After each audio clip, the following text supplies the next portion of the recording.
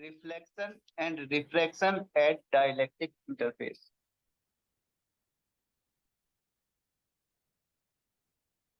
मान लो ये कोई डाइलेक्ट्रिक इंटरफेस है और ऊपर जो है वो है मीडियम वन और नीचे वाला है मीडियम टू।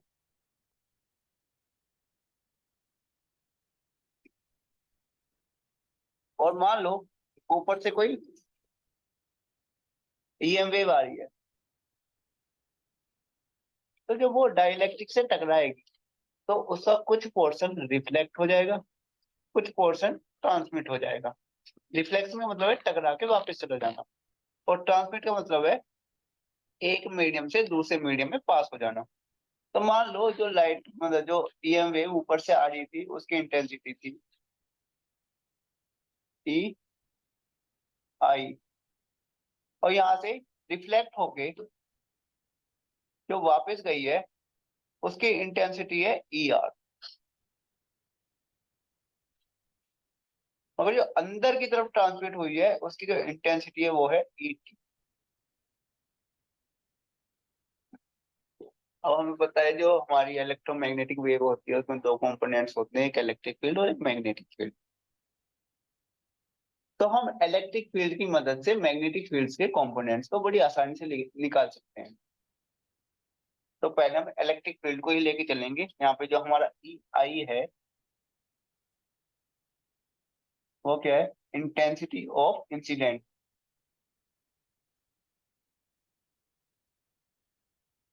इंसिडेंट जो ई आ रहे हैं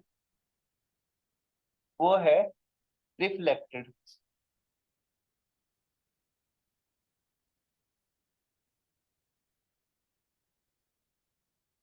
और जो ई टी है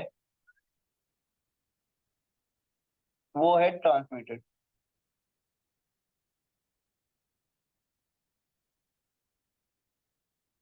वो है ट्रांसमिटेड। मान लो जो हमारा मीडियम वन है उसका रिफ्रैक्टिव इंडेक्स है एन वन, और जो हमारा मीडियम टू है उसका रिफ्रैक्टिव इंडेक्स है एन टू।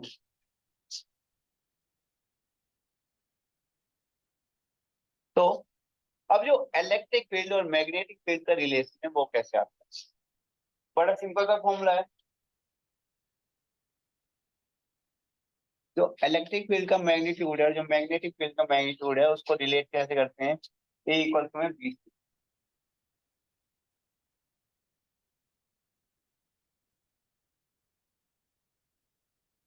यहाँ पे ई क्या है, इलेक्ट्रिक फील्ड की इंटेंसिटी। बी क्या है, मैग्नेटिक फील्ड का एम्पलीट्यूड। और ये जो सी है ये क्या है, स्पीड ऑफ लाइट, जो कितनी होती है 3 × 10⁸ मगर जब हम मैक्सवेल इक्वेशन पढ़ते हैं तो वहां से जो सी की वैल्यू आती है वो होती है 1/√μ0 इंटू एप्सिलॉन नॉट। और ये जो हमें रिलेशन देखना है ई और बी का, वो हमें ई और बी का नहीं देखना, हमें देखना है ई और एच का। ई होता है इलेक्ट्रिक फील्ड का एम्पलीट्यूड, और जो एच होता है वो होता है मैग्नेटिक फील्ड इंटेंसिटी का एम्पलीट्यूड। तो हमें बी और एच का रिलेशन पता होना चाहिए उसके लिए। तो जो हमारा एच होता है वो आएगा एच इक्वल टू में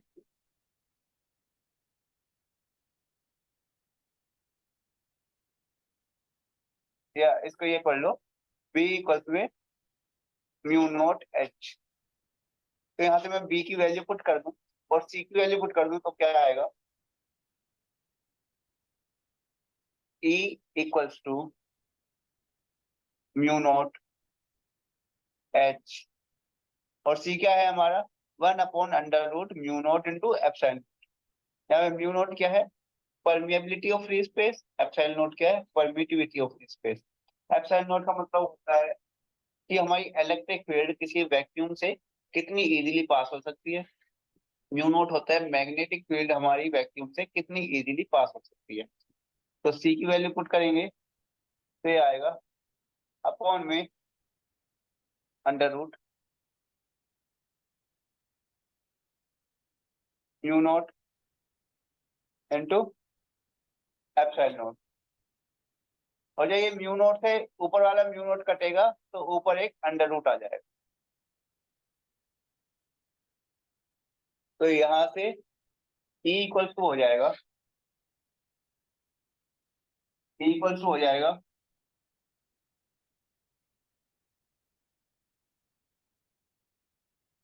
यहाँ से E इक्वल्स टू आएगा mu naught upon epsilon naught का अंडर रूट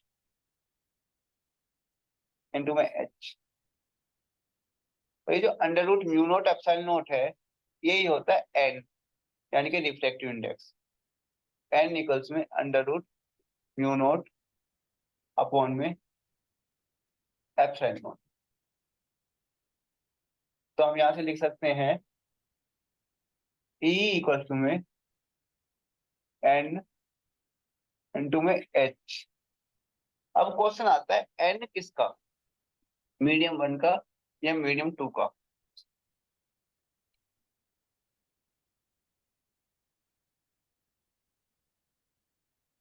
मान लो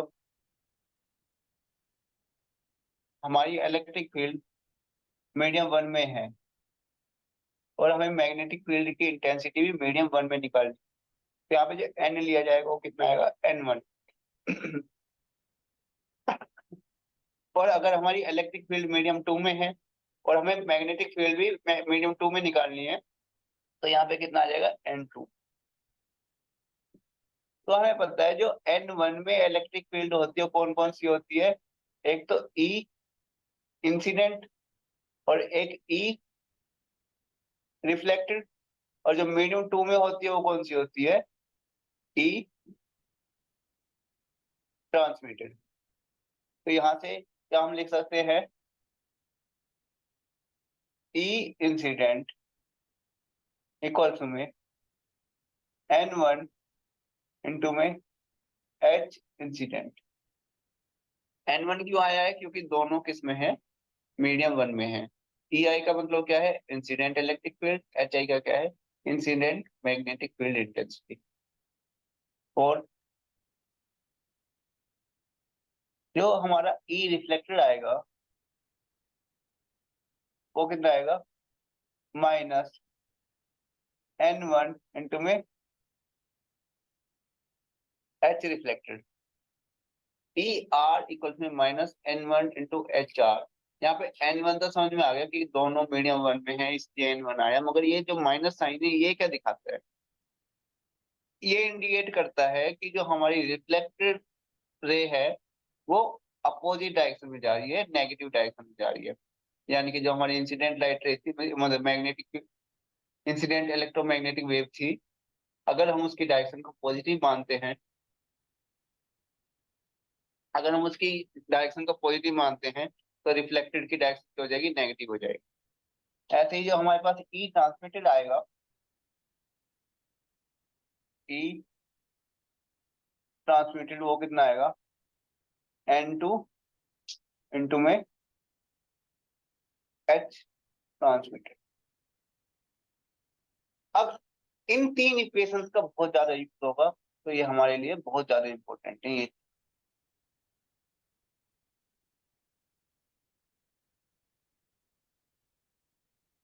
वेरी इंपॉर्टेंट। ठीक है, अब हम यहाँ पे यूज करेंगे बाउंड्री कंडीशंस। बाउंड्री कंडीशंस कहती हैं जितना इनवर्ड फ्लो है उतना ही आउटवर्ड फ्लो होगा। यानी कि हम एक पानी की पाइप का एग्जांपल लेके समझते हैं ताकि वो इजी रहे। मान लो यहाँ से पानी का मोटा सा पाइप आ रहा है और उसको हमने दो पाइप से कनेक्ट कर दिया, दो पतले पाइप से। अब होगा क्या, जितना पानी यहाँ से इनवर्ड आएगा उतना ही यहाँ से आउटवर्ड की तरफ निकलेगा, चाहे यहाँ पे दो पाइप हो, तीन हो या 10 हो। ये नहीं हो सकता कि यहाँ पे जो जंक्शन बन रहा है यहाँ पे पानी गायब हो जाए या अपने आप बन जाए। यानी कि inward flow is always equals to the outward flow. ऐसे ही यहाँ पे जो बाउंड्री कंडीशंस है वो क्या कहती है, जो लाइट रे आ रही है या जो इलेक्ट्रोमैग्नेटिक वेव आ रही है, जो इन है वो ही क्या होगी, आउट होगी। यानी कि यहाँ से हम लिख सकते हैं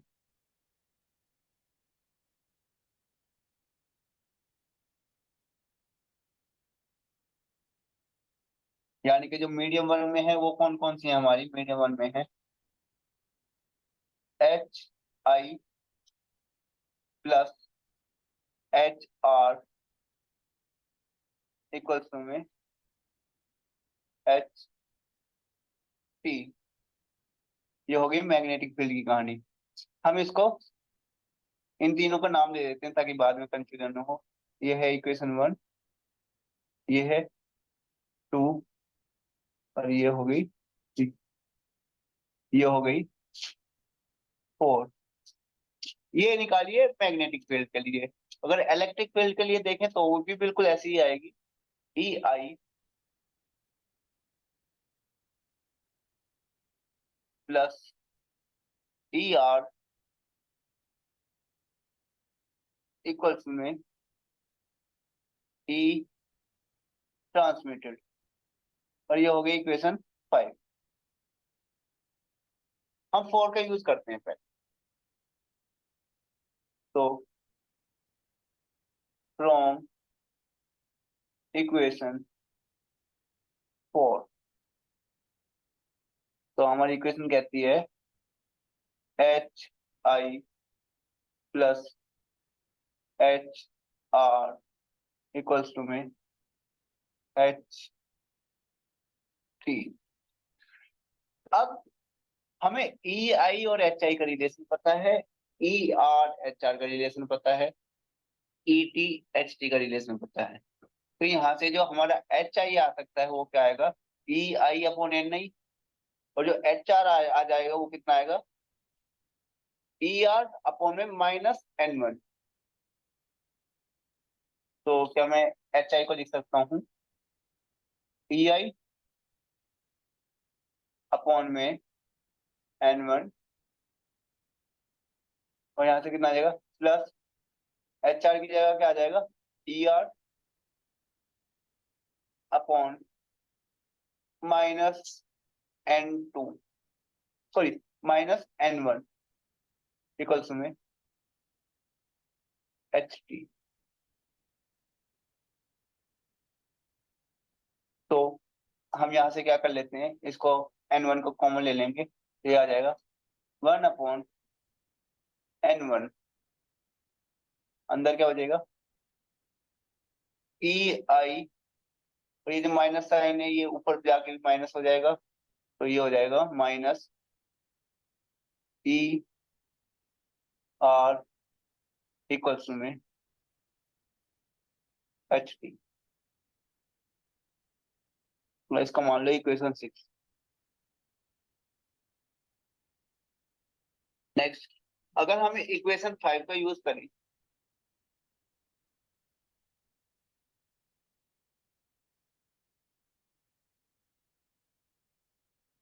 फ्रॉम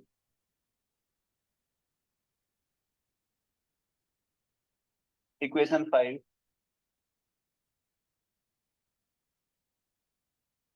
तो यहाँ से हमें पता है EI प्लस ER इक्वल्स में E ट्रांसमिटेड। ठीक है, E ट्रांसमिटेड की जगह हम क्या लिख सकते हैं N2 × H2। तो यहाँ से आ जाएगा EI प्लस ER इक्वल्स में N2 × H2 sorry HT। HT क्या है, ट्रांसमिटेड मैग्नेटिक। तो यहाँ से जो HT आएगा वो कैसे आएगा, N2 को इधर डिवाइड में ले जाओ तो EI प्लस ER अपॉन में N2 इक्वल टू में HT।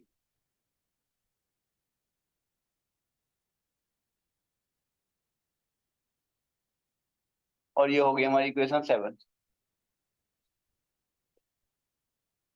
अब इक्वेशन 6 और इक्वेशन 7 दोनों HT के इक्वल हैं। तो दोनों को इक्वल्स पुट करके हम एच टी की वैल्यू पुट कर सकते हैं।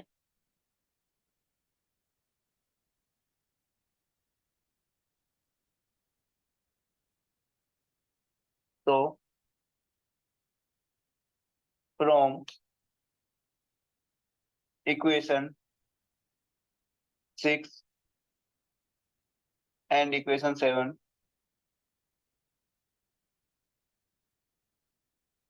1/n1 मल्टीप्लाई में E1 sorry EI minus ER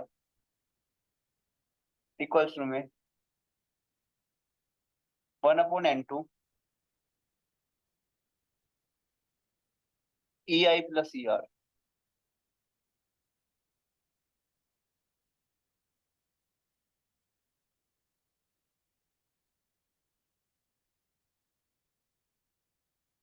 N2 को इधर ले जाओ, N1 को इधर ले जाओ, क्रॉस मल्टीप्लाई कर सकते हैं हम बड़ी आसानी से। तो जब N2 इधर जाएगा तो N2 N2 E1 EI minus ER equals में N1 जब इधर जाएगा तो इधर ये डिवाइड में उधर जाके मल्टीप्लाई में हो जाएगा। तो N1 मल्टीप्लाई में EI plus ER।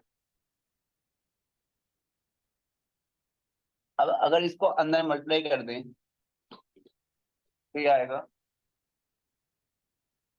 N2 into EI minus N2 into ER equals में N1 into EI plus N1 into ER। हम EI की टर्म्स को लेफ्ट हैंड साइड ले जाते हैं, ER की टर्म्स को राइट हैंड साइड। तो यहाँ से आ जाएगा N2 इंटू EI। ये जो EI है ये इधर प्लस है तो उधर जाके माइनस हो जाएगा। तो minus N1 into EI equals to N1 into ER ऐसे का ऐसे ही रहेगा। इधर ER की टर्म नेगेटिव है तो उधर जाके प्लस हो जाएगी, प्लस N2 इंटू ER। अब लेफ्ट हैंड साइड से EI को कॉमन ले सकते हैं और राइट हैंड साइड से ER को कॉमन ले सकते हैं। तो EI आ गया कॉमन, अंदर क्या बचा N2 minus N1 equals to में यहाँ से ER कॉमन आ जाएगा, अंदर बचेगा N1 प्लस N2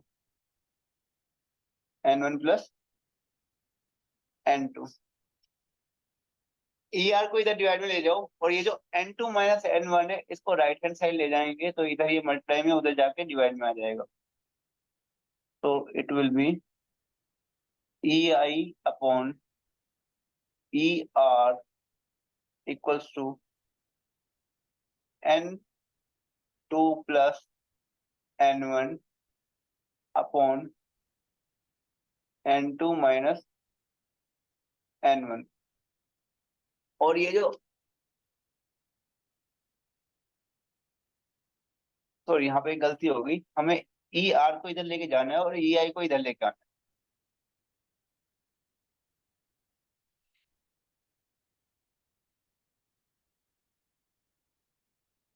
तो EI को राइट हैंड साइड लेके जाना है और N1 प्लस N2 को इधर लेके जाना है। तो ये आएगा N2 minus N1 upon N2 plus N1 equals to में ER अपॉन में EI। अबे ER क्या है? जो आपकी रिफ्लेक्टेड इलेक्ट्रोमैग्नेटिक वेव है उसकी इंटेंसिटी, और EI क्या है? जो इंसिडेंट हुई थी उसकी इंटेंसिटी। और जब रिफ्लेक्टेड को इंसिडेंट से डिवाइड कर देते हैं तो ये आता है हमारे रिफ्लेक्शन कोफिशिएंट। तो जो हमारा ई आर अपॉन ई आई है यही है हमारा रिफ्लेक्शन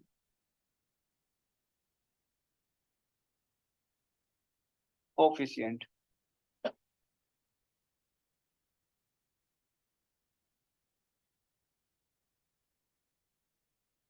इसको हम मान लेते हैं equation number 9।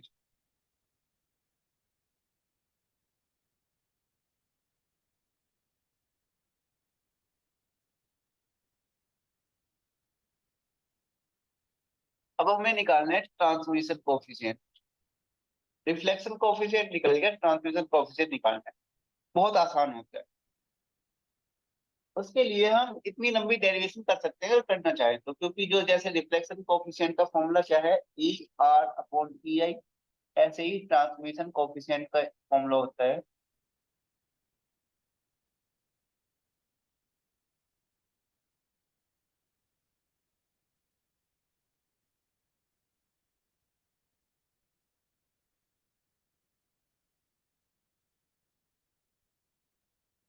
Equals to E transmitted upon E incident. अब आप बिल्कुल सेम प्रोसेस लगा सकते हो, बस ई आर की जगह क्या लिखना है, ई टी लिखना है। मगर ये बहुत लेंथी प्रोसेस हो जाएगा अगर दोनों डेरिवेशन हमसे एक ही क्वेश्चन में पूछ ली, तो इसको दो दो बार करना है, यानी कि आपके 6-7 पेज चलेगा और कम से कम 20 मिनट चलेगी। तो आप इसमें इतना टाइम वेस्ट नहीं करोगे। तो आपको एक सिंपल फॉर्मूला चाहिए, और सिंपल फॉर्मूले के लिए हमारे पास है reflection plus transmission equals to 1। तो हमारा रिफ्लेक्शन आ चुका है, हमें ट्रांसमिशन निकालना है। यहाँ से जो ट्रांसमिशन आएगा हो जाएगा 1 - r। अब ये टी निकालने के लिए हमें सिर्फ जो आर की वैल्यू आई है, यानी कि रिफ्लेक्शन कोफिशिएंट की वैल्यू आई है, उसको पुट करना है। तो टी इक्वल्स टू में 1 - n2 - n1 डिवाइड में n2 प्लस n1। दोनों का एलसीएम लेंगे तो ये हो जाएगा 1/1। तो दोनों का एलसीएम आएगा n2 प्लस n1।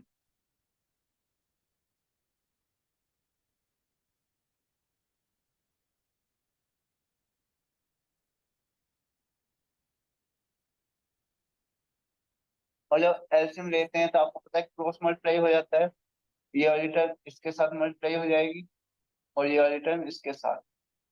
तो जब 1 के साथ n2 प्लस n1 मल्टीप्लाई होगा तो ये बिल्कुल सेम आएगा, यानी कि n2 प्लस n1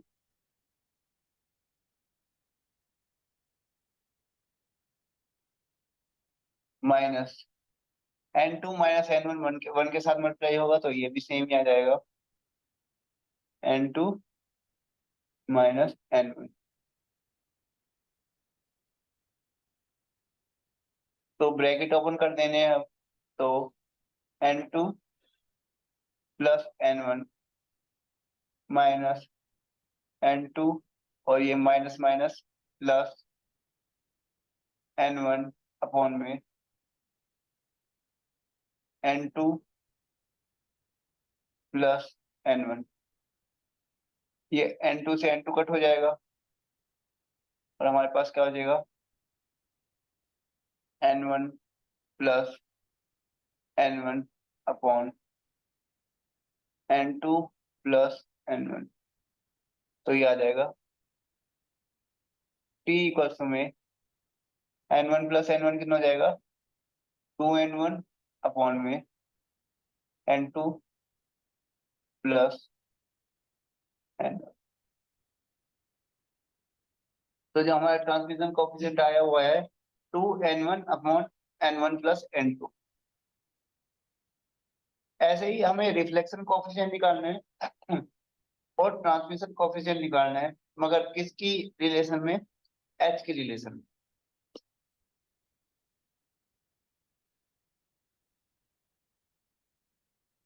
अभी हमने इलेक्ट्रिक फील्ड का यूज किया था, अब हम मैग्नेटिक फील्ड का यूज करेंगे। तो इसको लिख सकते हैं similarly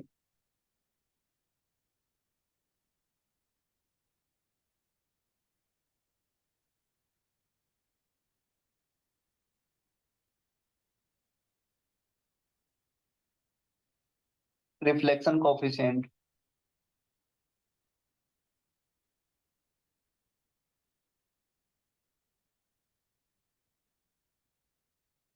for magnetic field.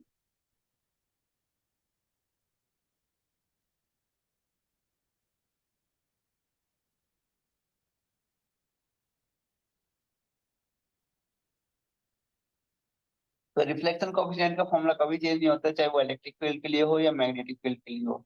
Electric field के लिए था E r/E I, और मैग्नेटिक फील्ड के लिए हो जाएगा H r/H I।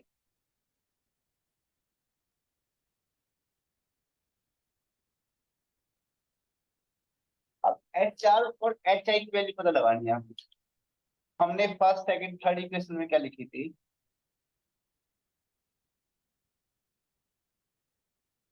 EI equals में N1 इंटू में HI, और ER इक्वल्स में -N1 -N1 था, N2 था।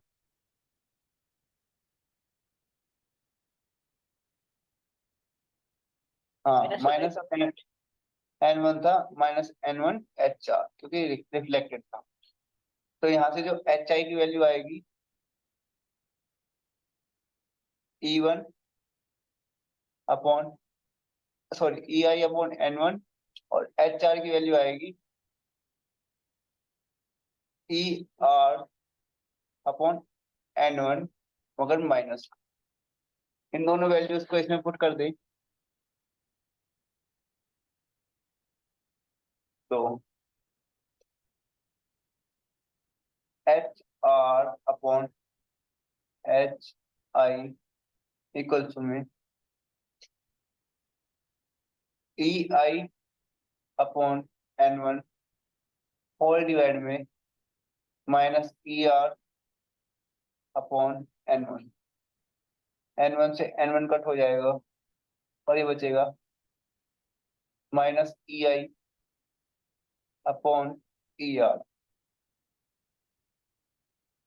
एक बात याद रखना, ये माइनस साइन हम नीचे लिखें या ऊपर लिखें, बात सेम ही हो। तो जो इलेक्ट्रिक फील्ड में रिफ्लेक्शन कोफिशिएंट था वो था, कुछ गलती की है क्या मैंने? कुछ गलती की है क्या मैंने? हाँ, गलती हुई है। H4 की वैल्यू ER/N1 होगा ना।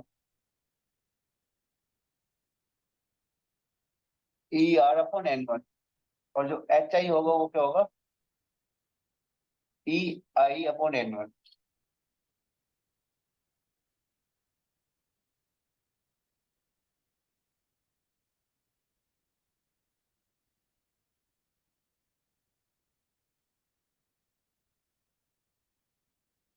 तो ये आएगा हमारा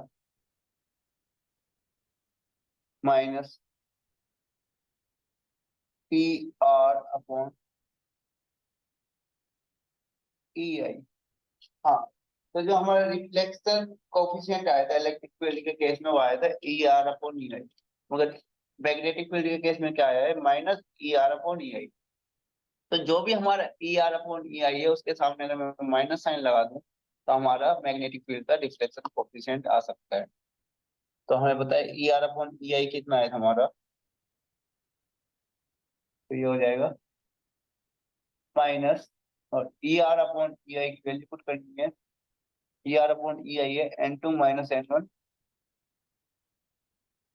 अपॉन N2 + N1,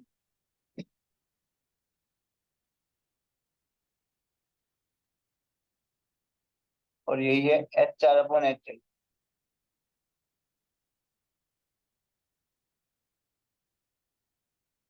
जब माइनस साइन को अंदर मल्टीप्लाई करेंगे तो ये हो जाएगा -N2, और ये माइनस माइनस हो जाएगा +N1, और नीचे आएगा N2 प्लस N1। अगर हम इसको इज्जत से लिखना चाहें तो ये हो जाएगा N1 माइनस N2 अपॉन में N2 प्लस N1। और यही हमारा H4 अपॉन HI, यानी कि reflection coefficient for magnetic field. दोनों बिल्कुल सेम है, बस एक माइनस का अंतर है। ऐसे ही जो ट्रांसमिशन कोफिशिएंट होगा वो हल्का सा चेंज होगा, उसको देखने कैसे आएगा। ट्रांसमिशन कोफिशिएंट करते हैं मैग्नेटिक फील्ड के रिस्पेक्ट में।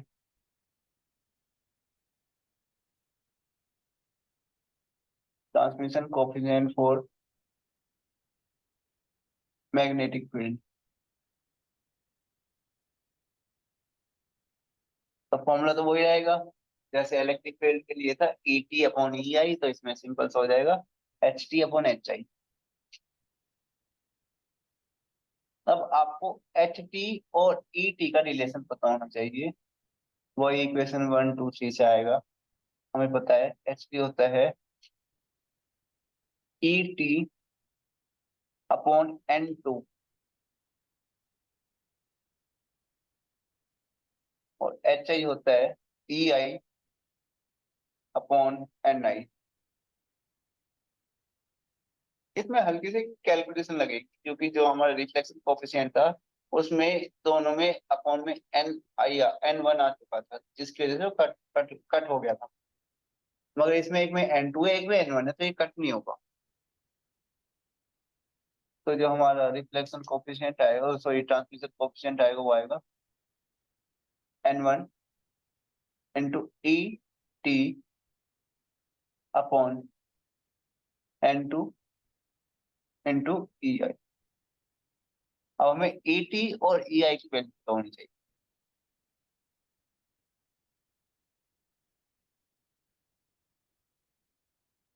तो HT upon HI equals to में N1 अपॉन N2 मल्टीप्लाइंग में 2N2 upon N1 plus N2। तो N2 से N2 कट हो जाएगा, ये बचेगा 2N1 upon N1 plus N2, और ये है आपका ट्रांसमिशन कोफिशिएंट फॉर मैग्नेट। आप इसको रिफ्लेक्शन कोफिशिएंट से निकाल सकते थे, बिल्कुल सेम फॉर्मूला था जो हमने इलेक्ट्रिक फील्ड में यूज किया था, क्या R plus T equals to 1। तो इसको कैलकुलेट करने के बहुत सारे फॉर्मूले हैं, डिपेंड करता है आपको कौन सा इजी लग रहा है, और उसी के हिसाब से आप करना।